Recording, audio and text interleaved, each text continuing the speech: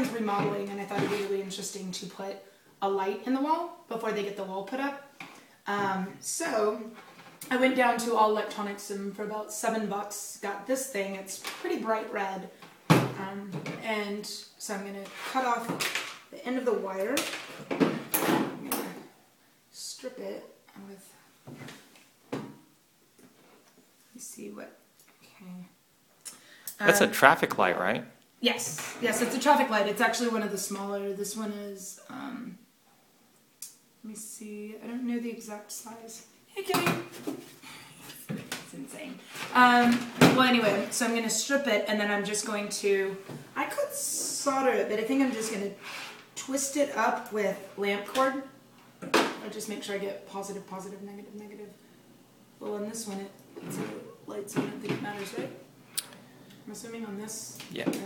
Yeah, I'm guessing red is probably going to be the positive, though. Sometimes when you're connecting like lamps like this one right here, you'll see that it's got white and black, and typically for mains power, white is positive. But really, I usually I tend to use black for ground anytime I do a project.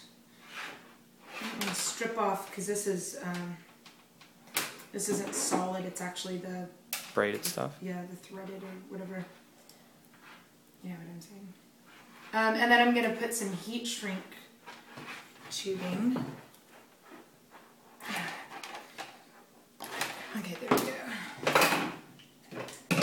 And then we got just a basic lamp cord that we can plug into the wall.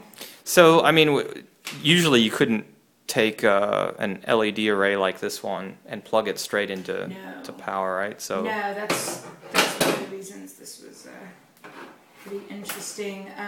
I think this is an actual traffic light from what I understand. They had a lot of really cool stuff there that like traffic signals. They even had like an arrow, and I thought it would be really or at least be humorous to take the arrow light and put it above the bed, like pointing down, like right, like this is where the ladies be. And then they also had like the walk, the one with like the hand and the little people. Okay. You know what? I'm gonna just strip off a little more of this. I tend to do it in sections anyway, just because it's easier to pull off. Like I don't think I can strip this much, like a full inch at a time.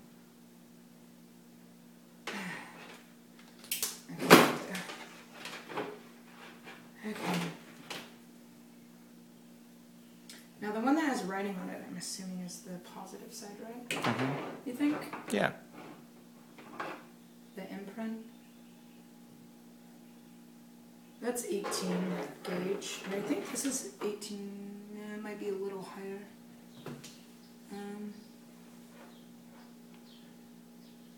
Okay, well, regardless, I will cut, what would you say, like maybe, and I locked up the scissors. And there. Would you say like that much? Yeah, yeah, you can be generous with it.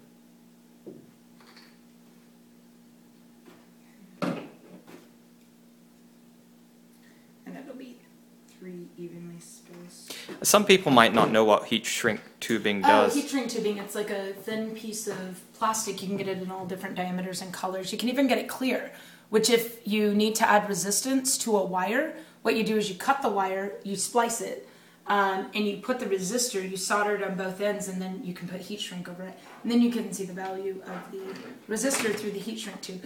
But this, whenever you do this, you're normally going to want to solder this. We're not, because it's going to be in a wall and there's not going to be any pull on it, so it's just going to sit there. So what you do is you put the heat shrink tubing on one side, and then red to red, if I'm not mistaken, right? I'm assuming that's how we're doing it. What you'd normally do is, this is how I do it. I kind of hook them and then twist just enough, because you want to make sure that there's enough of a, see how those aren't going anywhere.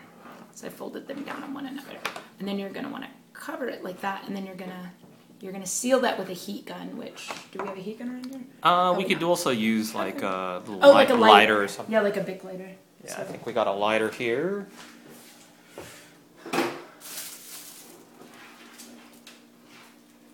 Yeah, we probably should have prepared this before. We just kind of like, oh, camera's rolling. I'll light it. There we go. I'll have you put it together, and then I'll go get the lighter. Okay. Good, yay. I should start like a YouTube channel, like Broke Engineering, like Ghetto Engineering, and then you're gonna like heat that up with like a lighter or something, just enough to get it to shrink down, and it's gonna form a seal.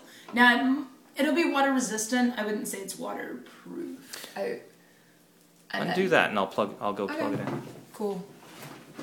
See how. And then.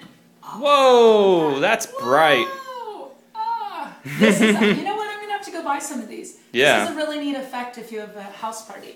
And if you think about it, for $7, you could have like 10 of these in a room. And if you're willing to, I think 10 would be a lot. I mean, I don't know. Oh, in a huge room. You guys can't tell, but that is really, really if you bright. do like warehouse parties, or if you have like backyard barbecues. Yeah, let me get a close up of the back of that thing. Yeah. Let's see. So it is 5 watt. Yeah. So it's actually it's consuming not that much power, but because it's LED, you can see it's quite bright. Yeah. And it angles slightly downward. Yeah. They had all different colors of these, and then they have, Yeah, different cool. effects. So yeah, it's actually really cheap if you think about it. Heat shrink tubing, including 75 cents for the lamp, cable. So around $8, right? Yeah, about $8. Yeah. So, Awesome. Well, thanks for putting that together. I'm gonna go. It's gonna be my little lamp in my office, I think. Yes. Okay. Awesome. Well, thanks. Bye. Can't see now. Bye.